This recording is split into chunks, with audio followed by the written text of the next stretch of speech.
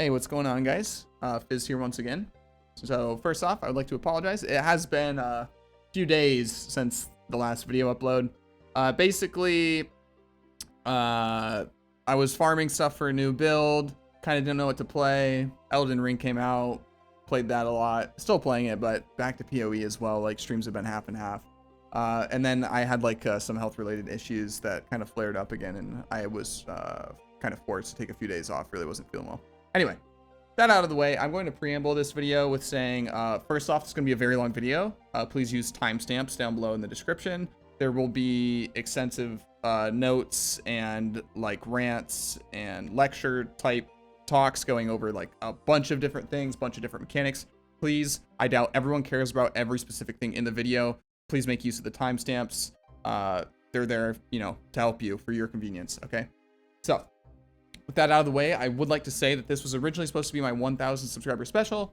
I'm doing it a little bit early, but I just really wanted to put it out, right? So with that being said, please do consider, if you've been on the fence or you like my content, I am still quite small. I do not have a Patreon or anything like that, but if you would like to show me support, I would very much appreciate it through, you know, subscribing on YouTube, liking or commenting on the videos, giving me a follow over on Twitch where I stream daily, or even just hopping in the Discord to talk to other people that, you know, that I've met through my stream and YouTube and stuff like that. Lots of cool people in there now.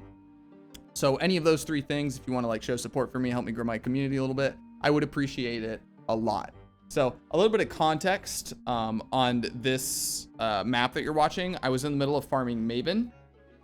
Thus, mob density was quite low in these maps, which is a little bit unfortunate, but ultimately, it is what it is. Can't complain about it too much. I can complain, however, that that character ended up dying not long after that, which is why I don't have a lot of footage to show you guys, because I had just gotten my EK Nova Jewel finally after a solid, I don't know, like 150 hours-ish of EK playtime total, and finally got it. And then I died very similar to how DS Lily died earlier on in the league. I died in a similar fashion to my logout macro completely malfunctioning. I was in a Maven 10-way witness, and like the macro stuck, or a keyboard on my button was sticking or something like that. And then like, you know, I'm trying to hit like QWER for like my skills and 1, 2, 3, 4, 5 for my potions, or my flasks rather. And it's like spamming chat with like, or messages like this, and, you know, like trying to like whisper people, or, you know, stuff like that. Like all of my, you know, my buttons weren't actually using the skills or hitting the flask. They were just doing like random macro commands. Like if I was holding down Alt, like I have like Alt +2 to type /ladder, so I can see the ladder without having to type /ladder, stuff like that. So it was just spamming a bunch of random stuff in chat. Couldn't use any of my abilities, couldn't do anything. And then I got slapped and died. So that was very unfortunate. If you guys want to see that, I can upload the VOD of that as I typically do, but it was, like I said, I had to take a little bit of time away. So the character is now dead. It was effectively played to 98. It was very, very close to level 98. But I was farming Maven to grab the boots off her for the next build. Anyway, with all of that out of the way, I'm going to go ahead and kind of get into the start here of the leveling process. So I'm going to go over the passive trees that I have laid out. Then I will go over the gyms, and then I will go over the notes section. Now the notes section, if you're new to my style of guides, is where the meat of the guide is. There's tons of stuff here. Basically, I try to compile lists of any questions someone might have about the build, including how to craft all of the gear and make it as simple as possible with convenient color coding. Okay, that's where most of the meat of the guide is, but I'm going to try to like speed through this a little bit. This is my third take trying to do this, so hopefully I do not mess it up this time. Now, starting off, when you level EK Nova, what did I level with? Well, I leveled all three of the characters I did with EK, straight from level 1. Do note that if you're in a fresh league start scenario, you will have to mule it over from another job, if you don't have Lily in your hideout or whatever. If you have, then just go grab it off Lily. It'll be no problem, whatever. Now, you can level as EK. If you don't want to level as EK, the next best thing is probably Spark. Spark will feel a little bit more comfortable in terms of like single target early on until you eventually get Tornado in Act 4. However, I think EK is completely fine. There are some caveats you'll have to watch out for while leveling though. which are listed in the notes section, and I will get to later. Remember, utilize those timestamps, okay? The chapter's down below. Now, starting off, we path through Fizz nodes over elemental nodes. I'm not going to break down and explain every individual node, but I'm going to explain this simply. Why the Fizz nodes and not the elemental nodes? Well, the Fizz nodes scale Fizz damage, obviously, right? Well, early on, especially if you're not leveling with Hrim Sorrows, you won't have any LE conversion. You're going to be doing 100% LE damage, right? Once you get to Act 2 and you grab Fizz to Lightning conversion and slot that in with your EK, then you will be 50% elemental conversion. So grabbing 10% LE nodes are going to do effectively nothing for you if you're leveling as EK. And if you're using Hrim Sorrows, you're getting, these are basically 5% increased damage as opposed to 10% here, because this is going to scale all the damage of EK. This will only scale the elemental portion, right? That is also the same reason why we don't just straight rush LE overload outside of the right side of the tree here. It's much more efficient to kind of set up your other stuff here, because you're going to be speccing into a lot of these nodes here. This saves you respec points, and like I said before, you're not going to have 100% LE conversion, so this node isn't as strong as it would otherwise be. And by the time you get to this part of the tree is when you're going to be in Act 2, and you will have access to Fizz to Lightning. Now, if you have Hrim Sorrows as well and you're leveling with that, great. It'll be, it'll be fully effective. If not, it's basically going to be like a 20% more damage, not a 40% more damage multiplier, because you're only going to have 50% LE conversion. Now, that out of the way, this is basically the early tree. Like I said before, you're just kind of setting up your path, getting to LE overload by around Act 2, and everything else is just kind of a travel point. Now, moving on from there, you have your early mid game, as well as doing first lab. Basically, you're going to pick up some masteries here. The first thing you're probably going to want to do is grab Sovereignty and increase mana reservation. You should get this by around 24, 25, 26. This will allow you to run Determination in addition to your offensive heralds and stuff like that. Over here on the right side, you're going to be grabbing Vitality, mana reservation, and 50 flat life, grabbing Arcanist Dominion. Now, in first lab, you're going to want to grab Sanctuary. Something that's really useful with this node, actually, while leveling, is enemies take 15% increased damage while they're on Consecrated Ground. So if you feel comfortable, if you're less experienced and you're playing hardcore, maybe don't do this. But if you're, more of a comfortable player, or you're playing softcore, just run on top of the boss and stand on top of the boss so they get this debuff. It'll make you do a lot more damage when, killing act boxes and stuff like that. Now, moving on here to the mid-Cruel Lab. So I'm going to do the Ascendancy first this time. Basically, just going to finish off, grab Pious Path. Once you get this around Act 7, you are just going to be, almost immortal while leveling, honestly. Tons of, reduce effective curses, insane regen. At this point, if you've been struggling with the cost of life cap and stuff like that, that will be completely gone, especially with Vitality running. You are going to be a monster, okay? Now, outside of that, what's the tree going to look like? Well, you're going to want to go and you're going to grab Melding. I'll explain why Melding and stats like this are so important in the notes section. After that, you're going to grab Fingers of Frost, or if you want the damage now, you could go Fingers of Frost before grabbing Melding. And a lot of this is going to, boil down to how your defenses are looking and what you feel like you need while leveling, right? So these nodes here it's basically just a bunch of cold ailment stuff, which isn't super important, but this is the easiest access cold mastery that we have. The only other one that you can realistically get is way over here, which you can see is super out of the way. So grabbing the cold mastery will give you 40% of Fizz converted to cold. It would be really nice if this was 50%. Chris Wilson, come on. But it is what it is. It's 40%. There are ways to circumvent it later on. I will show you. But 90% LE conversion is still really strong for the build. Overall, at this point, once you grab this, you're going to notice a big damage spike because this will start giving you a lot more damage through Elemental Overload. Now, if you have been using Hrim Sorrows to level, this is the point where you can, this is the point where you can drop them. It will be a very slight damage loss, but opening up your glove slot to, have life and resist and stuff like that is going to be very nice. Now, moving on over here, typically how I path through this section of the tree is I will put 2 points here to grab the reservation efficiency, as the other ones here don't actually give you any mana reservation efficiency. And after I grab that, I go straight over here and grab Forest Shaper. Now, Forest Shaper is a massive damage increase for the build and quality of life. So you get 10% Fizz damage and 10% Chaos damage increased here. The Chaos damage is not completely wasted because what Forest Shaper does is it gives you 10% of your Fizz damage as extra Chaos damage. So technically you're getting a little bit of mileage out of that stat there, so it's not completely wasted. And then all of Forest Shaper, including all the small nodes here, give 3 and respectively 4% increase attack and cast speed. So Shield Charge being one of our main movement abilities in the build. Shield Charge being faster with better attack speed. Very, very nice. Going to feel smoother to clear with. And then cast speed. This build loves cast speed. Any self-cast build does. So getting all this cast speed feels really, really nice. As soon as you grab it, you're going to feel it. Every single one of these nodes you click is going to feel way better to play. And then grabbing the Fizz Mastery, 40% increased physical damage with skills that cost life. Again, we're using life tap in the build. So 40% increased damage for free. Feels really nice. It's really meaty. After that, you can finish off grabbing Influence and grabbing the Mastery for increased effective auras, and then grabbing Written in Blood.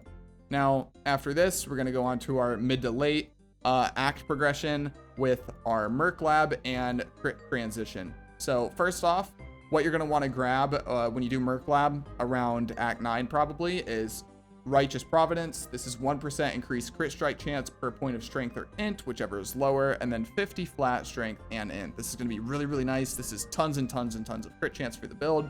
Feels very nice. And this is going to be like the biggest thing here. You're going to want to unspec these nodes. So effectively for the transition, you want to link your tree from the top here. So I will click back real quick. So this is what it looks like before you transition. So all you want to do is spend 4 points linking the top of the tree here. And then you want to unspec out these points, right? And then it'll look something like this. Now, if you want to save points, you don't have to go Annihilation. You can just keep your tree linked here and take out like the 4 or 5 points right here. And then you don't have to use all these points, here like this. And your tree will look like this. This depends on how many points you have available to you. But this is eventually what you want your tree to look like. The very first node that you want to go for when transitioning into crit after you unspec these passive points. This is the most important one by far. It is Disciple of the Forbidden. This is going to give you 90% of your power charge generation for 90% of the gameplay, which is clearing. Okay, so not only does it give you a bunch of mana regen, which is important, crit strike chance, crit multi, and just generic damage, it also gives you +1 to minimum power charges and power charge generation, right? It's super good. There's also another master you can take here early on for like easy mapping and like less flask pressure is cannot be shocked while at maximum power charges. While you're clearing your maps, you're going to be at maximum power charges. So you can take this and just basically be shock immune for most things. Late game, I actually don't take that mastery because it tends to fall off a lot during bosses with invulnerability phases. And then having like situational shock immunity doesn't really feel nice to me, as opposed to just, you know, stacking the typical like reduced effectiveness of shock and stuff like that. So after that, the most bang for your buck in terms of crit nodes is going to be Arcane Potency. It's a really good balance of crit multi and crit chance. And again, grabbing Annihilation as soon as you can after grabbing Disciple of the Forbidden is going to be really big. There's not a lot of crit multi here, so it may not look very good. But it just gives so much crit chance, and crit chance is so important for Inquisitor, and I will go over why very shortly. So then you're going to path on over right here and down into Trickery, Blood Siphon, and Coordination. Blood Siphon is actually really, really good for this build, simply because a bunch of flat strength, which is definitely going to be lower than your int, as you can see over here. So it's a bunch of flat crit chance, and the life gain on kill is actually nice. I know a lot of people meme on life on kill, but because of the way Divine Blessing and Zealotry work in this build, things like that, Blood Siphon actually feels really good while clearing, feels very comfy. And then Coordination, bunch more attack and cast speed, as well as flat dex, which helps as we are obviously using a main dexterity gem for the main part of the build, right? Now, so this is going to be our early to mid mapping setup, and I have taken the last lab here. This is Inevitable Judgment. So this is the whole crux of the build, right? This is how it works. So we are taking Fizz damage and we are converting it to elemental damage, bare minimum 2 different elements, that being lightning and cold, right? Now, because we're scaling multiple different elements, it can be really hard to get exposure for specific elements. There's things like the Archdemon Crown and stuff like that, but for like actually getting good amounts of Pen, it can be really hard. This is why Inquisitor is so good for this build. You're dealing multiple different instances of elemental damage, and crit strikes, being able to completely ignore elemental resist, is very strong, especially for builds, like I said, that deal multiple different types of elemental damage. Now, this also means, as you can see here, that if you're not critting, you're basically losing 90% of your elemental penetration. Now, that is why for this build specifically, and Inquisitor crit builds in general, crit chance is way, way, way more important than it would normally be. For a normal build, it's not that important to get, 100% crit chance or get a bunch of crit. Crit chance has very, very hard diminishing returns in terms of its value. But for Inquisitor, it maintains that value, to much, much higher percentages, right? So it's very important. So things like Annihilation and stuff like that, very important, okay? Now, so the first thing that I tend to do after I grab Annihilation, after I grab Disciple of the Forbidden, and after I grab Arcane Potency, right? What I usually do is I will then go for Nimbleness, simply because Nimbleness is a little bit more crit, both chance and multi, but it gives you a bunch of cast speed, and that's important. The more cast speed you get, the smoother the build's gonna feel to play. It's also a lot more damage on single target, because you have to remember that the more times you can hit your tornado before it finishes priming, which is about 3 to 4 seconds, depending on the level of your increased duration gem, the more damage your tornado is going to do, because you can hit it up to 20 times. And it is very hard to get enough cast speed to hit the tornado 20 times in 3 to 4 seconds, right? So any like sources of increased cast speed you can get are going to be very, very, very good for you in terms of like how smooth the build feels to play, and your single target damage going up, not just from getting more casts off, but also your tornado dealing more damage, right? Afterwards, pathing over to the right side here, you can grab Resourcefulness. Basically it's like life and a little bit of spell suppress. The energy shield doesn't do a whole lot for you. And then a little bit more life and ES on kill. This node feels kind of bad, but you got to take it to get here. And then Blood Drinker. Again, 2% life recovered on kill. All this life on kill actually feels really nice for the build. And then grabbing Life Mastery. Again, you don't have to take this Life Mastery here. You could take it wherever else on the tree, but 10% increase max life. So you're going to get a bunch of crit chance from scaling through Willow Blades. After you've grabbed all of this, I tend to go for Assassination rather. It's just again, 45% crit chance, 25% crit multi. And lastly, I will go for Doomcast, right? And then your tree will start looking like this. And then whenever you can fit it in, grabbing Sanctity as well, because of the nature of this build and pathing very heavily to the right side of the tree, you don't have a whole lot of sources of increased armor, so Sanctity is very, very valuable for what it can give you. Now moving on here, the endgame final setup with no Timeless Jewel, right? So you can path over into Divine Judgment, and then you will eventually swap a passive point over here on Doomcast to save 1 passive point. It's not as efficient with its pathing, but you still get Doomcast, and it is important. I wanted to keep it at level 97 max in terms of the passive points, right? And then just basically fitting in Ring of Blades, and that's basically it, right? Now, this is where things get interesting. Endgame final setup with Glorious Vanity. So fitting the Glorious Vanity in, this is what my character had fit. If you can get it, I will say, I guess, you want it to be Doriani.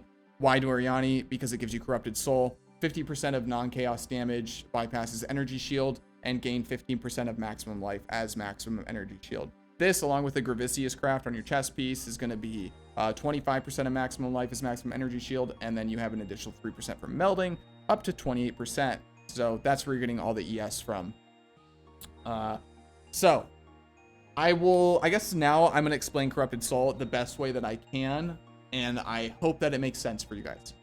Basically, this is super important for any Inquisitor build that you do. Why?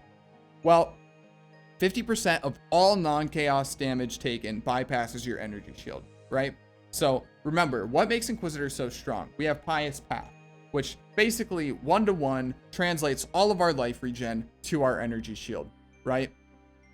So let's say we have 1,000 life regen, right? We regenerate 1,000 life per second, and then we take a hit for 1,000 damage. Well, if we have 3,000 ES, our ES is going to take 1,000 damage, and then 1,000 life regen is going to be applied to the energy shield, right? So you have 1,000 life regen per second. However, if 50% of that damage bypasses your energy shield, and you now took 500 damage to your life and your energy shield, your life is regenning at 1,000 life per second, and your ES is regenning at 1,000 life per second. So you effectively doubled your regen rate for your life on Pious Path. If that makes sense. So this effectively, not truly, but effectively doubles your EHP against anything that's not a one-shot. That's basically how it works. You can just think of it as simply, for most cases, just kind of like doubling your HP pool and your regen. That's basically how it works. That's not exactly how, but in terms of like effective HP, that's not really how effective HP works, but that's essentially how you can think of it. It's very, very important for the build. Again, like to put it in perspective, you take a hit that's 5,000 damage, you're going to regen 1,000 life a second till your life is topped off, and then it will start going to ES. And if you take a hit 5,000 damage and it's split evenly between life and energy shield, it's 2,500 ES that's being hit and 2,500 life, and they're both regenning at 1,000 life per second, which is 2,000 life per second, right? So it's very, very strong, very, very, very strong, as well as just giving you a bunch of like raw HP in the form of max life as an energy shield. And I do want to note here, I'm gonna make a small like tangent, I guess. Effective HP and raw HP are two different things. So my raw HP on this character is just below 10,000 right now, which is my life and my energy shield. It is my raw amount of health points, red and blue life health points combined, right? Effective HP is not that. A lot of people confuse that. They think I add my life, my energy shield, that's my EHP. That is not what EHP is. EHP is your effective health. So if that's like including all of your mitigations and things like that, that's including your molten shell, that's including your armor, that's including your evasion, that's including your block chance, stuff like that is included into your effective HP. So if your effective HP is 9,000, you're dead in white maps. If your raw HP is 9,000, you're very tanky in white maps, because if your raw HP is 9,000, your effective HP is probably like 40, 50, 60k, right? Just a small note. So if anyone was confused, you are no longer confused, hopefully. So you want to grab Doriani here, and then you'll notice when you socket your Glorious Vanity, it will change these small nodes here. So a lot of these aren't super important, but I did, or I should rather, put in the notables that I got. So the notables that I got were basically 7 or 8% increased maximum life. I will change this for you guys so it's in the final POB. I just forgot to do it before recording the video.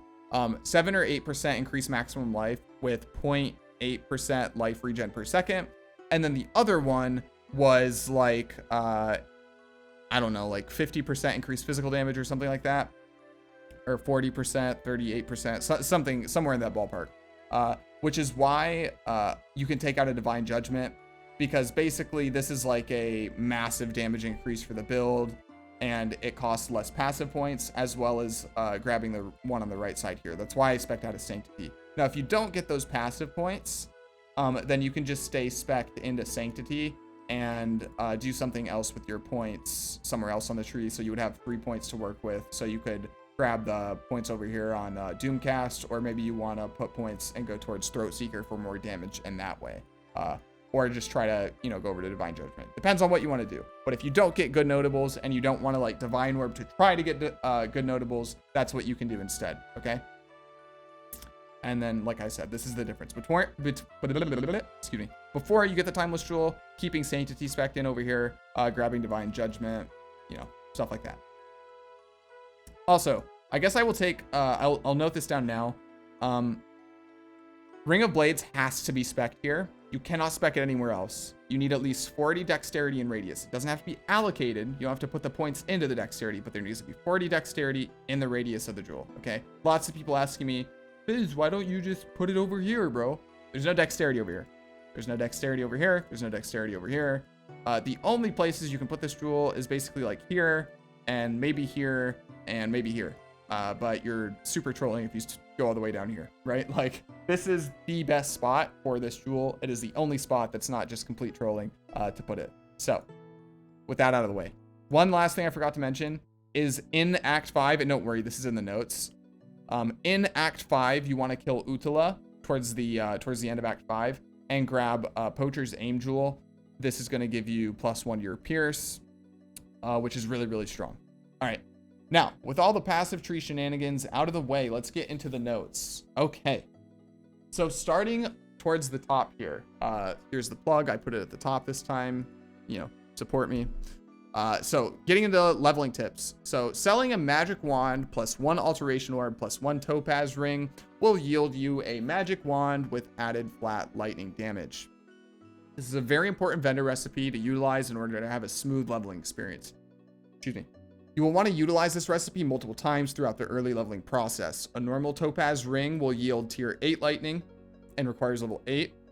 A magic topaz ring yields tier 7 with a level 14 requirement, and a rare topaz ring will yield tier 6 flat lightning with a level 20 requirement. You will want to use the upgraded recipes as soon as you can, because this will be hard carrying your damage throughout the first half of the act, rather. Now, this, I cannot understate the importance of this enough. This is a super important vendor recipe to learn. It is just as important as doing the whetstone recipe for a fizz or a melee build. It's very, very big. Early on, flat lightning spells carries your damage so hard in the first few acts, right? It's very, very important. If you feel like you're not dealing any damage, you probably don't have good flat damage on your wands, okay?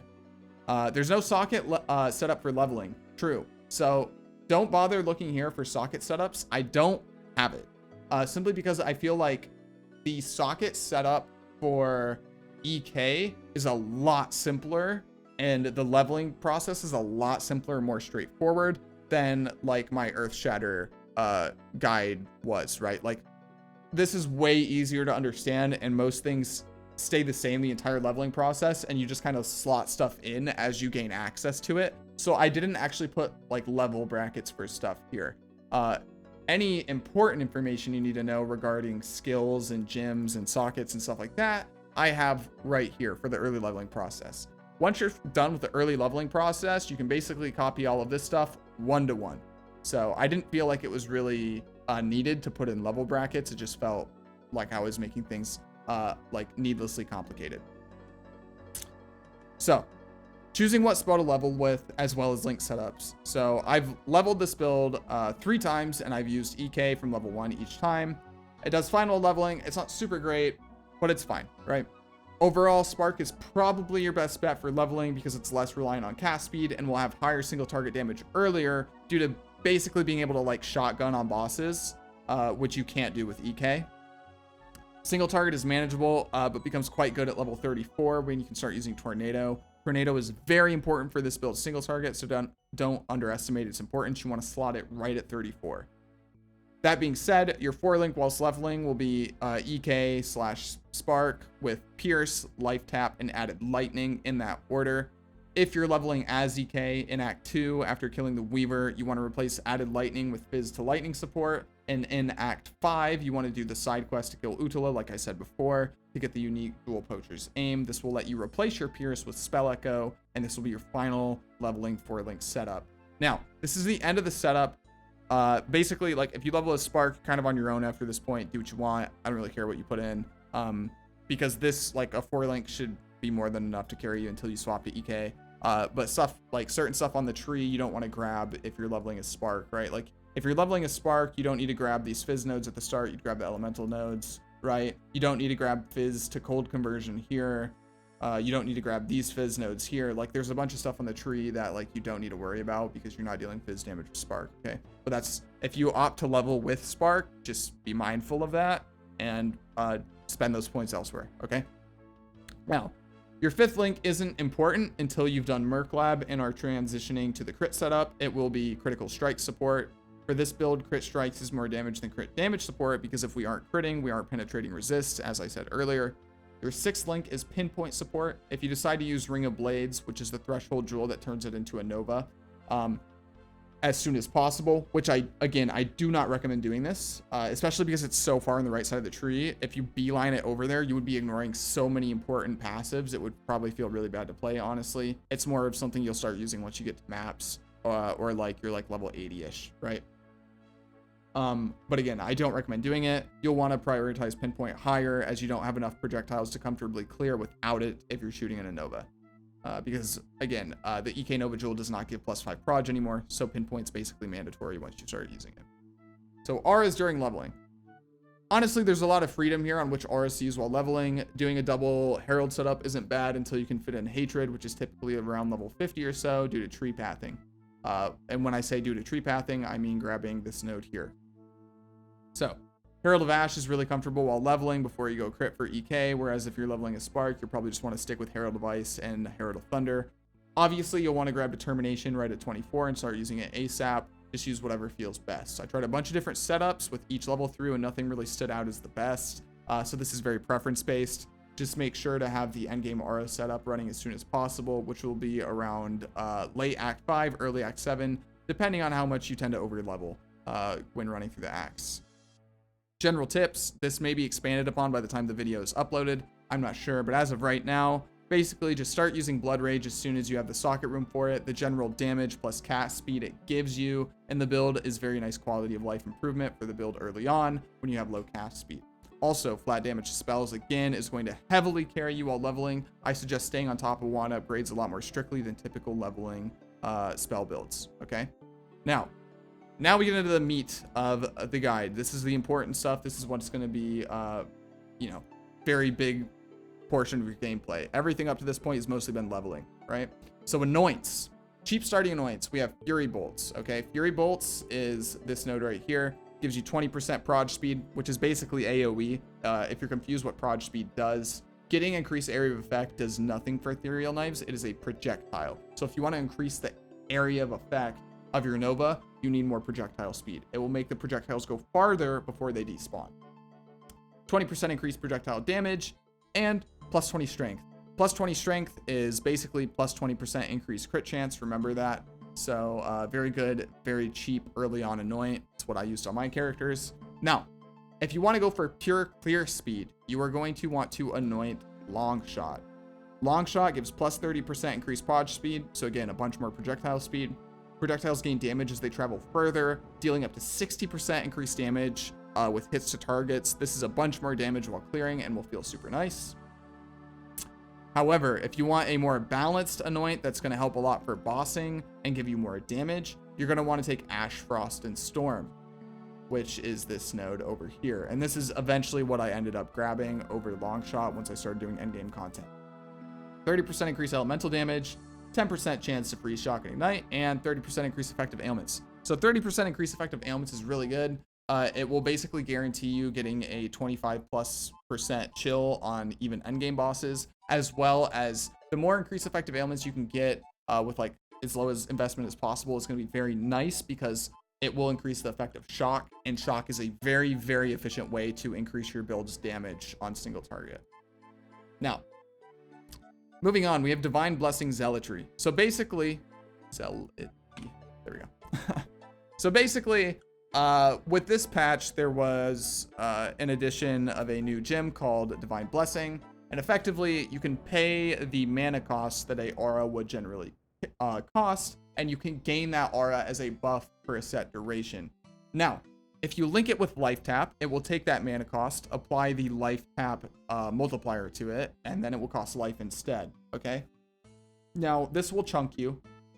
On my final endgame character is like 1.8k or something like that. That may sound scary, but then you take into account that I have like over like 9.5k life or something like that, and how much regen and life on kill I have. This was a non-factor. I had no close calls with this. It was very safe. It's a mental thing. If this scares you, because a lot of people said like while I was playing, they're like, oh my god, you're getting chunked all the time. It's stressing me out. It's really not that bad. Trust me. It's just like maybe because I was playing it as a spectator, it might freak you out, but like you just got to get used to it and you'll be fine. And it lasts for 10 to 11 seconds. So you can very much pop it preemptively. It's not like a Vol Righteous Fire where you need to be on the boss or on the thing and then you have to pop it. you can basically pop it like 3 screens away and then you'll have it when you need it, right? So basically, this is how we fit Zealotry into our build, which is a massive damage increase. We're talking like 30 to 40% overall damage increase, as well as it's going to be what's capping your crit chance for single target. Now, anytime you use Divine Blessing, you'll pay a chunk of your life, like I said, based on your mana pool to gain the Zealotry aura for roughly 10 seconds. Basically, just keep this buff up at all times. The self-chunking might make you uncomfortable at first, but you can pop your life flask as you hit Divine Blessing and you'll instantly top yourself off. You also get a bunch of life on kill on the build, so like while mapping, you'll instantly be full as soon as you cast it. I brought the build to 98 in HCSSF and had no close calls due to this mechanic. Just play smart, and if you don't feel comfortable, just use it preemptively. It's mandatory for the build, as it's about a 35% damage gain as opposed to not running it. It also caps your crit chance for single target, like I said. Now, the importance of the Gravicius craft. Now, if you don't know what the Gravicius craft is, it is a unveil that you get from Gravicius. You have to unveil chess pieces that he drops. And basically, they give you, you'll get 10% of your maximum life as energy shield. So if you have 10,000 life, you just gain 1,000 ES for free, right? So this shouldn't be new for most people, unless you're like newer to the game. This has been like a meta thing for multiple seasons now. Basically, in this build, we don't scale any raw energy shield at all. So you'll notice I don't go for like % increase energy shield like on the tree anywhere, unless it's also hybrid and gives me life, because we're getting all of our ES from converting our life. A 5%, 10% increase life, or increase energy shield node rather, won't scale that energy shield, right? It will scale any base energy shield you have, and since we don't really have any of that in the build, it does effectively nothing for us, right? It's very much a dead stat. So you don't really want to try to grab like % energy shield nodes on the tree unless they are also linked to life, and even then they won't be super efficient. Like late game, the nodes that give 5% life, 5% ES were giving me less raw HP than just grabbing a 6% life node, to put it into context, right? Now, this craft is a mandatory defensive layer for the build and should be your absolute first priority when getting to maps. If you have the patience for it, it's worth farming in Foothills in Act 9, but it can take a few hours. That's what I did on League Start. It took me about 5 hours to get it, but you're going into maps with like 6k life. It's crazy. So how do I maintain / generate power charges on bosses? Well, we have Disciple of the Forbidden, or whatever it's called, to generate it while mapping. What about bossing? Well, basically, Assassin's Mark gives a 1% chance to generate a power charge on hit on marked targets per 4% gym quality. Obviously, at 20% gym quality, you will have a 5% chance per hit to generate a power charge.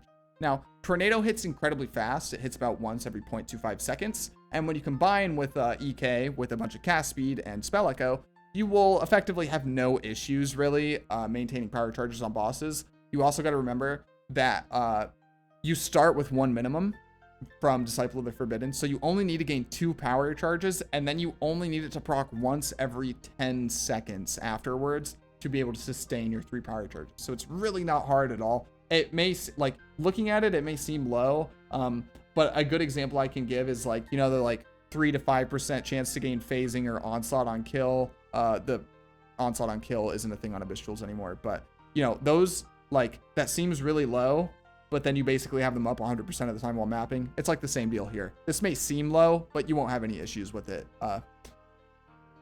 Why don't you have more crit chance? Well, this build achieves 100% crit chance on single target relatively easily via the Ascendancy paired with Zealotry, as well as Assassin's Mark, I should add, because it gives like base crit chance, which is the only time we really need to be crit capped, right?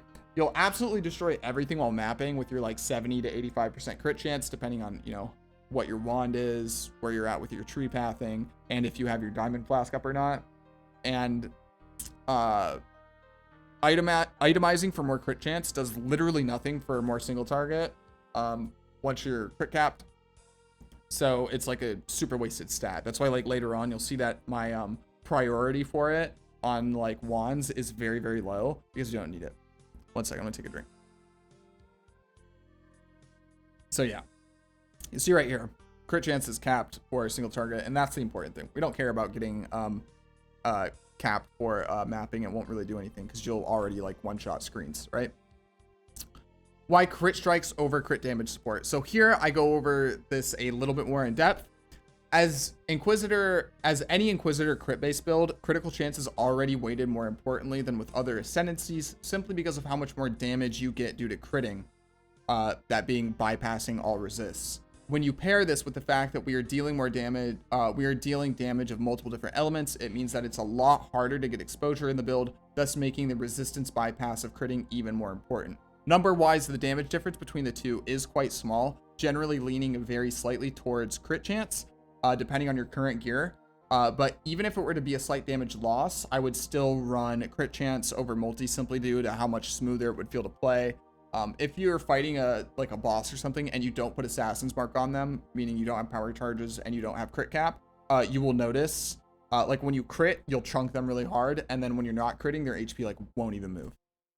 So super important for the build. So now moving on towards the tornado mechanics.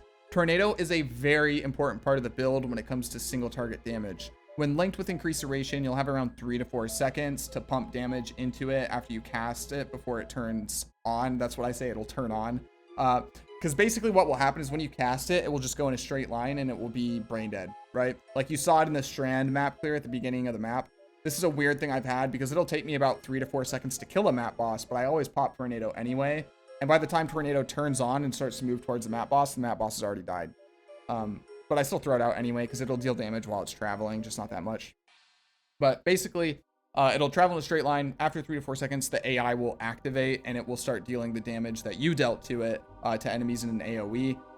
Basically, throw this out and keep 100% uptime on it during bossing. I also tend to throw it out during sustained spawn mechanics, such as like Harbinger packs, rituals, strong boxes that have stream of monsters, stuff like that. You can throw it out because you'll that 3 to 4 seconds it takes to turn on, it'll last for like 8 to 10 seconds after that, and it'll just like zoom around and just like be killing stuff as they spawn. It's very nice. So shield options and melding of the flesh. The shield option has a few different interesting choices with varying levels of investment you can make on this build. You can see the shield that I have, which is a really solid option and will likely be the most common for most HCSSF players' budgets. So the shield that I'm using is a Ebony Tower shield. It's not the best base, but as you can see, the synthesized mod or the fractured mod on it is very good. So I stayed with this. Basically, this shield is like 140 life or something, a good chunk of chaos res and reduce crit damage taken rather. That's going to be what most people generally go for. A good life roll, maybe some spell suppression on it. Get reduced damage from crits, some chaos res, you know, stuff like that. However, I think using a Saffles or Aegis Aurora, rather, are also very strong options for the build. A more common but decent early option to go for would be Ahn's Heritage, though I wouldn't stick with it for the endgame shield. One last potentially very strong option would be max res stacking on a hybrid-based shield, prioritizing a high life roll with spell suppression and max res, either max fire or max lightning. When paired with the Eldritch Implicits on other pieces of gear and Melding of Flesh, you can get +4, this is a +45% all max res, +4 to 5% all max res. But again, this is obviously a much higher investment option and harder to pull off in HCSSF, and is only going to be an option for like very experienced players since the jewel drops from one of the new pinnacle bosses, as well as resist bouncing becoming much more difficult to do when using a Melding, right? But I did want to include it as an option. Item level and its importance for crafting. So from here on out is all going to be about how I get all of the gear you see here and my recommendations. Okay, so this is where we're going to get into the nitty gritty of crafting. I try to make this as simple and straightforward as possible. Obviously, new with this patch, I have now included a section regarding the new influence implicits that you can get, and a lot of them are very important for this build. Okay, now starting off, item level and its importance for crafting. Gear in Path of Exile has affixes. Craftable affixes consists of prefixes and suffixes. Items now, including the sleeve, will have implicits that can be changed as well. These affixes have tiers that determine the strength of their rolls. Item level is important because higher tier affixes are locked behind higher item levels. For example, a very large breakpoint to aim for on a melee build is to rush T6 maps as fast as possible, as item level 73 weapons can roll up to tier 2% increased physical damage. Note that higher item level bases are not more likely to roll higher tier modifiers. However, they are able to roll higher tier modifiers. So getting higher item level bases is almost always desirable, but not necessarily mandatory outside of certain key pieces of equipment. A good example of this is like rings and stuff like that. Get like tier 1 and tier 2 affixes for like life and stuff like that. They open up very early on at very low item levels. You can check required item levels as well as possible affix rolls and the likelihood to roll them, aka its weighting, at craftofexile.com. The site's absolutely invaluable for any and all crafting. Learning to navigate this site will help you progress much faster on your crafting journey in PoE. Once again, making a return, cannot stress it enough. So, before I get into the crafting portion, I'm going to mention this here because I did mention in one of my build diaries, and this is something I'm just going to mention it, and if you're an experienced enough player or you want to experiment and you can make this work, then it's included here. So, experimental full cold conversion. Small note for a potential build path you can take to get more damage out of the build, but is completely untested by me, so your mileage may vary. If you're able to get a high enough tier of cold to physical conversion on gloves through the Eater of Worlds implicit, you can bench craft on phys to cold conversion on the suffix of the gloves as well to hit 100% phys to cold conversion when paired with the tree mastery. This will allow you to drop phys to lightning conversion and use crit multi-support instead, leading to an absolutely massive damage increase. The caveat here is that you will lose +1 pierce, so you will need to use hunter influence boots since they can roll pierce on them. The other issue you'll have to solve is shock, as losing 50% phys to lightning conversion will make your shocks much weaker, so increased effective ailments will become even more important. Now, if you don't know what I just said and it makes no sense to you, disregard, okay? This is a note for more experienced players or people who really want to experiment and min-max the build as much as I can. Probably for Trade League, to be honest. It's going to be hard to get in SSF. Now, Searing, Exarch, and Eater of Worlds implicits. So how does this work? Basically, you get these currency items at higher tier maps now, and you can throw it on in gloves, chest, boots, or helmet, any of the main pieces of armor, and it will change its implicit. Now, like I said before, implicit, not all things have implicit mods. A good example of things that have implicits are like fugitive boots. They have implicit chaos res. If you were to use an Exarch or an Eater currency on fugitive boots, it would roll over the chaos res and you would lose it. Another example is spiked gloves that give plus 20% melee damage. If you use one of these on it, you will lose that implicit. So a lot of Atlas bases have become basically nerfed this league, or power crept is a better way to say it, out because you can get way stronger implicits now. That also means it's a little bit of a quality of life boost because you don't really have to worry about farming a bunch of Atlas bases outside of like Vermilion rings. And I still like getting fugitive boots on most of my builds. I still hadn't rolled over the chaos res on my fugitive boots by the time this character died, to be honest. So it's still good. But every other slot has useful stuff. Basically, helmet. So these are not necessarily ordered in like most to least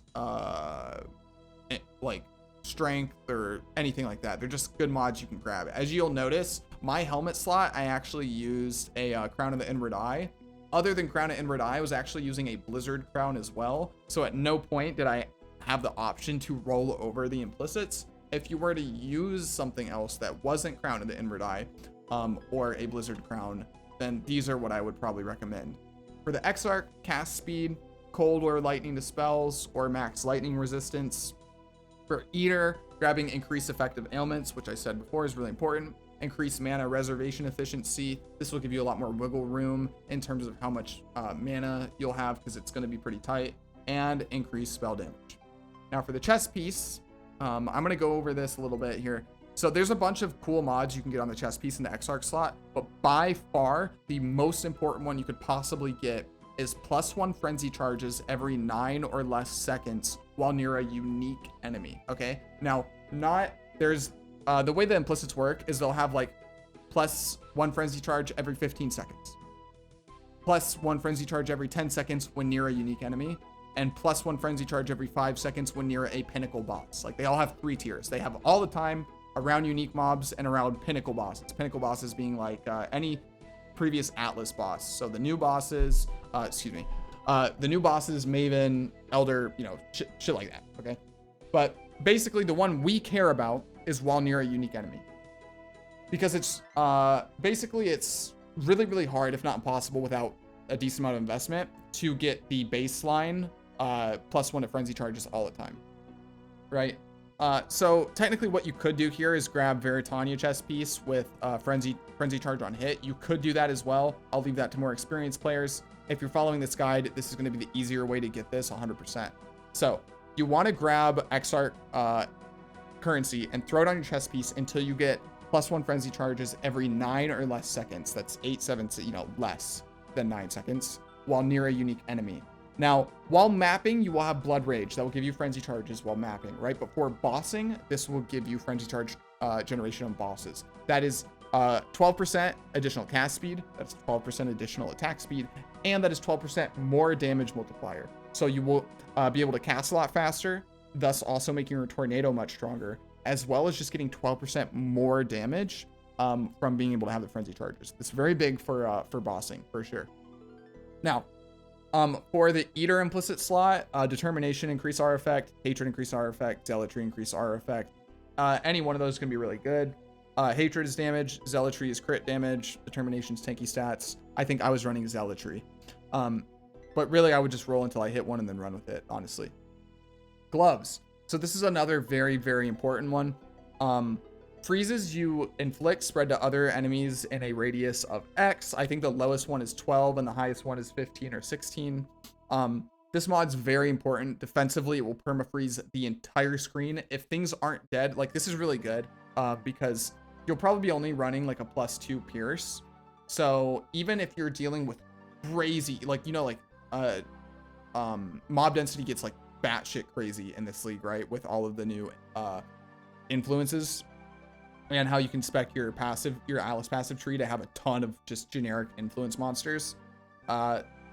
This will like pierce through like 2 or 3 packs of mobs. Herald of Ice will explode a bunch of more things. And then everything that hasn't died or gotten hit will just be frozen everywhere. You can, like, if you go back and you watch some of my VODs from playing this build, everything just is frozen all the time. It's like a cultist on crack. Nothing can move ever at all. It feels amazing. You even permafreeze pretty much every map boss. They can't move either. It's just very, very safe. This feels very good. It also guarantees you are getting Herald of Ice explosions on every enemy, which 1 will boost your clear speed and 2 becomes like amazing ASMR, right? Now, in the Eater slot, this is, so gloves are like the most important in terms of the implicits for this build by far. For the Eater slot, you either want to get a +1 pierce or % physical converted to cold damage. And then whichever one that you don't hit on the implicit, like if I hit the +1 pierce on the implicit for the gloves, I'll want to benchcraft on Fizz converted to cold, or vice versa. If I hit the implicit for Fizz converted to cold, I'll benchcraft on +1 proj, or +1 pierce rather. Right? Now, boots. I was using fugitive boots, but if you want to go for influence boots, which I think is overall the best option when you're fully geared, grabbing sapped ground or increase onslaught effect or max fire res. This is going to depend. If you decide to go with melding of flesh and max res stacking, then grabbing the max fire res here is going to be good. Increase onslaught effect will let you map faster. It's more attack speed, more cast speed, more move speed. Sapped ground is a really good defensive layer. So it just kind of depends on what you want to do, because all of these 3 things accomplish very different things depending on your gameplay. Now, Eater, increased life regen rate speaks for itself, or % of Fizz as extra cold damage. Either one of those, one's more damage, one's more survivability. Again, you just depend what you want there. All right, how did I craft my wand? So I'm gonna mouse over my wand real quick. So you'll notice it's a fat chunk of spell damage overall with % increased cold damage. In total, you're looking at a little bit over 100% increased damage there. It's also got a really high tier of flat lightning spells, a high tier of increased cast speed, and a high % of global crit strike multi, right? So those are the most important things that you want.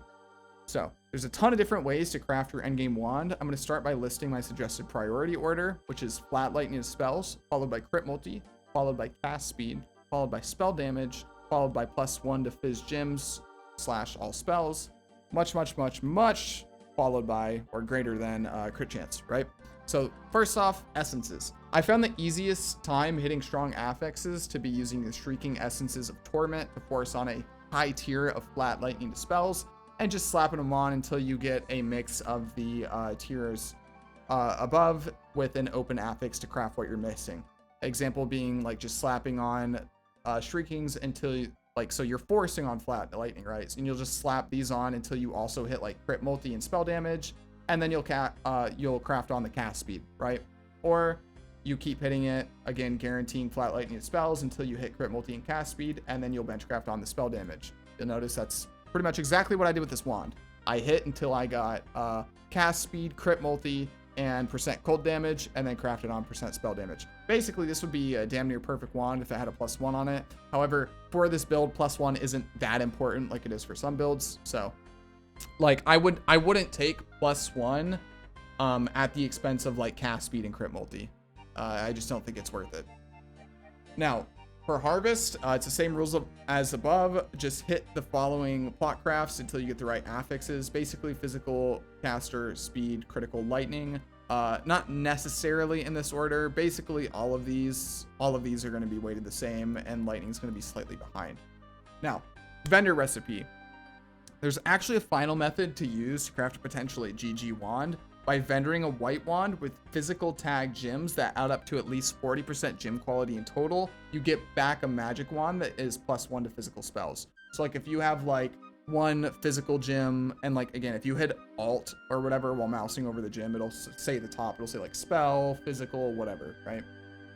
But the game just like vomits gems at us now. So like if you have like one gem that's like 16% quality, one that's like 20% quality, and one that's like, I don't know, 8% quality, and they're all physical tagged, you can just vendor them with a white wand, and then it's a vendor recipe. You'll get back a +1 to all physical gems, right? Very good. You also have to remember that this will increase the level of determination and all sorts of stuff like that as well. Anyway, the game absolutely vomits hundreds of quality gems at us this patch, especially when utilizing the new influence altars that increase gem drops. You'll basically want to hoard lots of good wands to craft on and vendor recipe them for the +1. After the +1, you'll augment and try to hit one of the affixes listed in the priority list. If it doesn't hit one of them, scrap the wand and restart. If you hit it, then you'll regal. If the regal order hits one of the affixes, you've passed the hard part, and you should just have your endgame wand. From here, you'll just multi-mod and put on the 2 affixes you're missing. That may be a little bit confusing, but I'll give you an example. So you vendor recipe for +1 to Fizz. So that's the only mod on it right now. From here, you use an augmentation orb and you hit cast speed. Awesome. Now you're going to use a regal orb. If you hit one of these mods at an acceptable level, then you continue. If you augment orb and you don't hit one of these, you just restart, okay? You just scrap it and restart, okay? If you regal and you don't hit one of these, or if the tier is too low, you restart. So it's a very like binary crafting method. It's like a very old one, a very rudimentary one, but you can make a super GG wand doing this, but it will be expensive, obviously. But not too much invested, right? Because you don't have to invest like Exalts until you're ready to multi-mod, which is the last step of the build, or the last step of the craft, right? So you're just basically losing the gems to get the +1 and maybe regal orbs. Everything else, it's pretty cheap, right? Augmentation orb, super easy. So again, you vendor recipe for +1 to Fizz gems, use an augmentation orb, you manage to hit cast speed. Awesome. From here, you'll regal orb and you hit an acceptable tier of flat lightning dispels. Now you're gonna multi-mod benchcraft, which costs 2 exalts, I believe, and put on crit multi and spell damage, right? So this is your GG wand. From here, you can slam it with an exalted orb and to fill your last suffix slot, and you just pray for like crit chance or another decent suffix, right? And that's basically the whole shebang. Now, how did I craft my other gear? This will be a list of what harvest plus essence rerolls to use to achieve the gear listed in the gear section of the POB. So for harvest crafting, they're basically a priority order.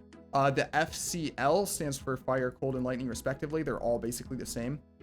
Ordered from best to least optimal. On helmet, you want to go chaos, life, fire, cold, lightning. And for basically all the main armor pieces, it's the same. However, when you get to amulet, chaos, life, caster, because you can get cast speed and stuff like that. Or or cold damage, you know, stuff like that. Critical for, again, like crit multi. Getting crit multi on your amulet's really nice and damage wise. Speed, again, speed can let you get cast speed. Fire, cold, lightning, defense. Belts the same. For ring, chaos, life, caster, and speed, both of these, you know, you can get percent cold damage, you can get cast speed, you know, stuff like that.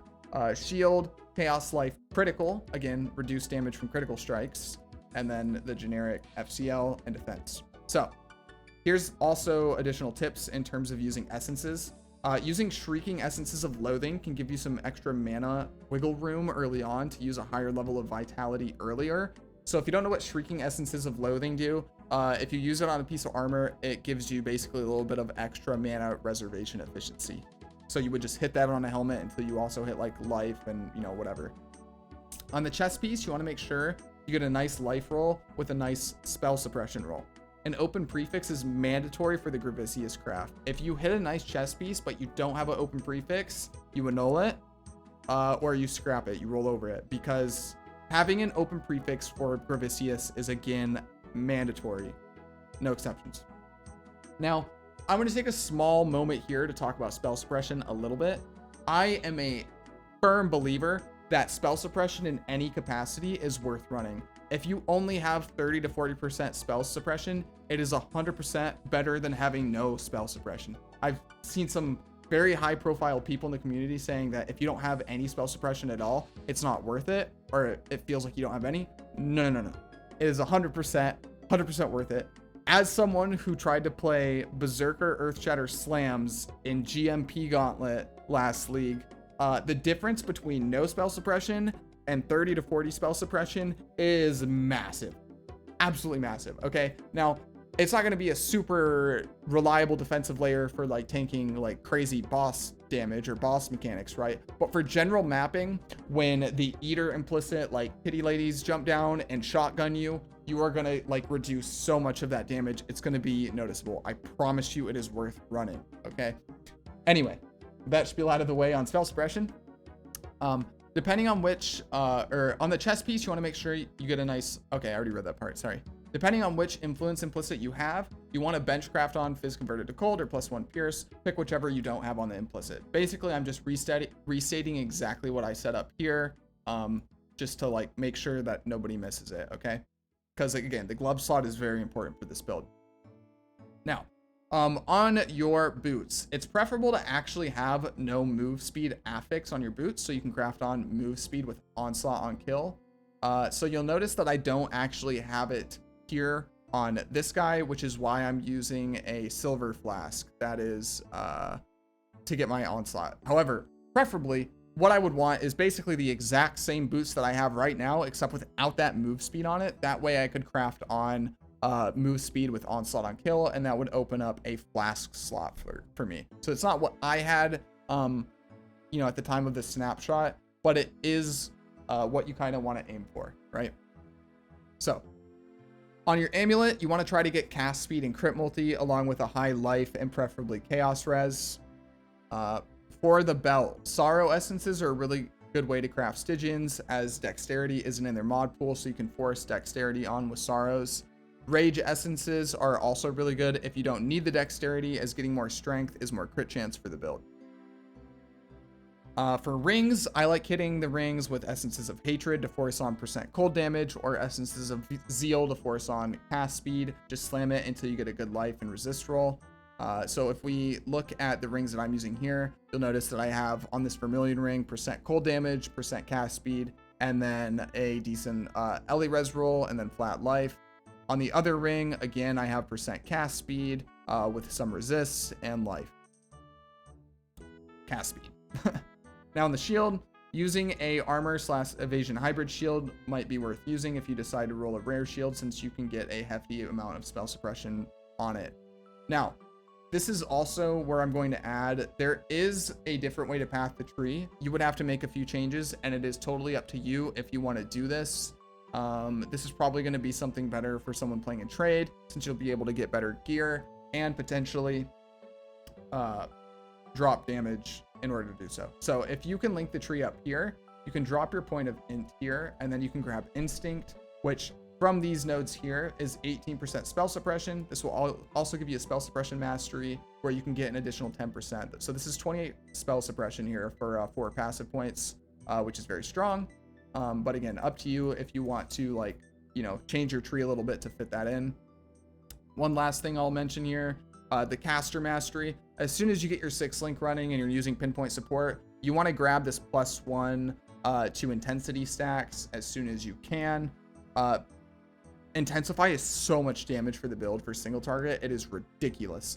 This +1 to maximum intensity is a huge damage increase as well. Okay, so pinpoint's very, very good for enabling the actual Nova playstyle, but it is also very, very important for single target damage. It's just prioritizes the 6th length simply because it gives you, it's actually a damage loss while clearing. And getting that crit chance in earlier is more important to have consistent damage. Anyway, I believe I have touched on everything. So yeah, I think that's everything, you guys. If you guys have any questions, I'm sure I missed a few things. Forgive typos or anything like that. I constantly like update these for the most part. The Berserker one still gets updated. I do still need to update the Berserker one with these implicits on what to go for and stuff like that. But yeah, I think that's the end of the guide. A little bit over an hour again. Hopefully you made use of timestamps and stuff like that. Like I said at the beginning of the video, I knew it was going to be a long one. Anyway, that being said, I'm going to put the EK Nova chapter behind me. When I do the Fizz private league, the Merry Fizmas private league, I haven't decided on a date for that, but when I do that, I'm probably going to do a similar build to this, but as Spark instead, to see what I really prefer overall. I think Spark and EK both definitely have pros and cons to them. Spark being stuck on like pebbles, not being able to go over ledges and stuff like that, like lightning strike sounds super annoying. But yeah, I don't know. I'm looking forward to playing it as Spark, and I don't have to worry about getting a threshold jewel for Spark because using the Nova jewel on Spark is a damage loss, so that's nice. But yeah, other than that, right now I'm playing a cold dot character that I'm trying to gear up for low life. I farmed up a Shavs, working on my Impresence now. But yeah, that's kind of what I'm doing. The cold dot's supposed to be a boss farmer, so I can farm Maven to get the boots, because I want to try the new, basically explodey boots is what they effectively are, except they're a dot explodey boots. But yeah, between that, I've been playing, a lot of my streams have been split half and half between like playing, you know, PoE for half a stream and then playing Elden Ring for half a stream. So if that sounds cool to you, stop by. I'm going to plug one more time at the end of this video. Thank you a bunch, everybody, so much. It's only been a few months and we've already hit 1,000 subs, so thank you very much. I appreciate all the support, you guys. Again, as always, feel free to leave comments. I do read all the comments, even if some I don't respond to.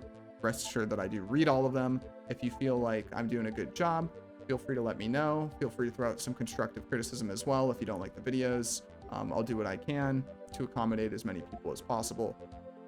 And again, one last time, if you would like to support me, you know, grow my community or anything like that, please sub on YouTube, share the video, you know, like, sub, all that typical stuff you hear everyone say. Throw me a follow on Twitch, stop by the Discord and say hi. Anything like that helps. Like I said before, I don't currently have a Patreon or anything like that, so if you want to support me, these are the ways how. With that being said, I'm going to end the video here. Thank you. You made it all the way through. I really hope this helped you guys. I hope you guys enjoyed playing the build. It was an absolute blast. I can't even think of a time where I played a build 3 times back to back to back. It was super fun to play. I've wanted to play EK forever because it was like a dead spell when I first started playing the game. So I've been kind of like waiting to play EK for a long time. There's a few other things that I want to try to play as well. No promises about making guides this in depth for every build that I play, as I, you know, constantly make disclaimers for. But, you know, for ones that I really like, that I really enjoyed a lot, and, you know, there's a lot of requests for, as always, I will consider it. Anyway, that's going to be the end of this video. Thank you one last time. I appreciate you guys. And yeah, that's it. I'll see you in the next one. Take it easy. Have fun with the build, guys. Peace.